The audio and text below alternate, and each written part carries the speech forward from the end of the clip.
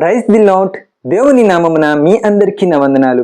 యేసుక్రీస్తు వారు సిలువ మాను మీద పలికిన 7 మాటలలో రెండో మాటని ఈరోజు మనం జ్ఞాపకంలోకి తెచ్చుకున్నట్లయితే, నేడు నీవు నాతో కూడా పరదేశంలో ఉందని నిశ్చయముగా నీతో చెప్పుచున్నాను నేను.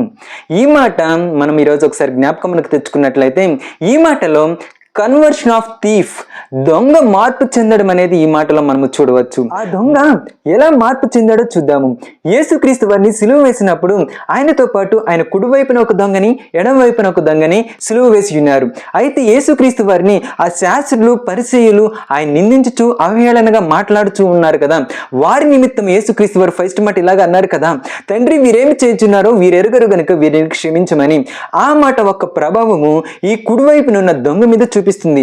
ఈయనేంటి ఆ శాస్త్రులు, పరిసయ్యులు వారందరూ ఈయన ద్వేషిస్తున్నా, ఈయనేంటి తండ్రికి ప్రార్థన చేస్తున్నారు, వారి నిమిత్తము వారిని క్షమించమని ప్రార్థన చేస్తున్నాడేంటి అని చెప్పేసి ఈయన ఆలోచించడము జరుగుతున్నది అనమాట.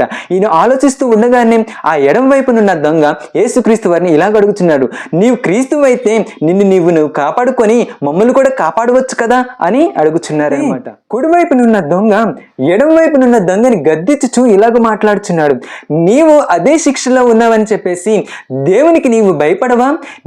నేను చేసిన పాపమునకు ఇది మనకు తగిన శిక్షే, నేను అనుభవించవలసిన వారిమే.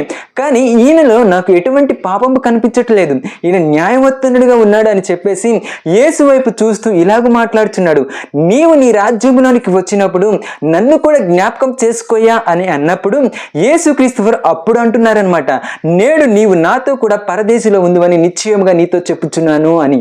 కాబట్టి ఆ దొంగ ఆ ఒక్క మాట వల్ల ఆయన మార్పు చెందడం అనేది జరుగుతున్నది. కాబట్టి ఆ దొంగ యేసుక్రీస్తు వారిని మాటలను విన్నాడు, విని విశ్వసించాడు, విశ్వాసము ద్వారా కృపను పొందాడు, కృపను ద్వారా రక్షణలోనికి అడుగులు వేయడానికి సిద్ధపడ్డాడు.